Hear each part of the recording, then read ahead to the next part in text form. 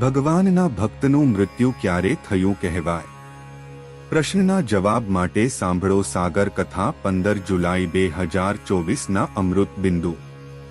વક્તા પરમ પૂજ્ય સદ્ગુરુ શ્રી રામકૃષ્ણદાસજી સ્વામી. શ્રી સ્વામિનારાયણ સંસ્કારધામ ગુરુકુળ ધ્રાંગધ્રા.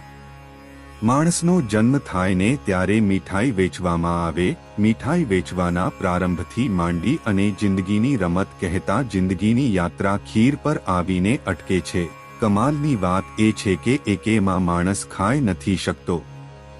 શરીરના પોષણ પૂરતું ખાવું, બાકી પરમાત્માની ભક્તિ કરવી. વ્રત કરવાથી નાના મોટા દોષો જે કંઈ થયા હોય તે નાશ પામે.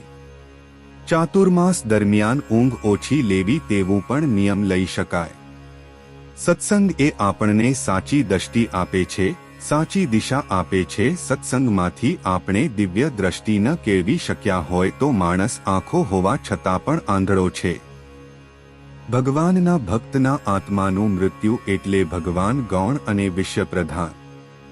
જેને હૃદય અંતકરણ કારણ શરીર સાફ કરવું હોય તેને સંતોની મન કર્મ વચને કરીને ખૂબ જ સેવા કરવી, પરંતુ આ લોકના મોટપના મોભા મૂકવા મહારાજે અવસર આપ્યો છે તો સંતો ભેળા રહી અને ધ્યાન ભજન કીર્તન કથા વાર્તા સેવા પરિચર્યા કરી અને આપણા હૃદયમાં ભક્તિભાવ અને મહિમા ખૂબ ઠસોઠસ ભરી દેવો જોઈએ, જેણે કરીને બીજા દોષોને જવાની જગ્યા ન મળે.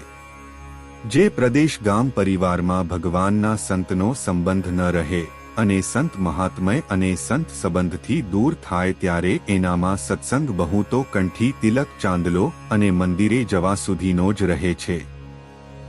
જેવો ભાવ હોય તેવો જીવ થઈ જાય છે અને એ ભાવના જેવું જ ફળ મળે છે.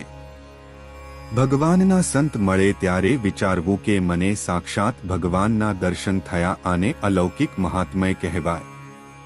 જેના ઘર સંતો આવે અને રોકાય તેના ઉપર ઠાકોરજીની એટલી બધી કૃપા કહેવાય અને એમાં અલૌકિક મહાત્મય સમજી સેવા પરિચર્યા કરી હોય તો એનું ફળ તો ઘણું બધું મળે.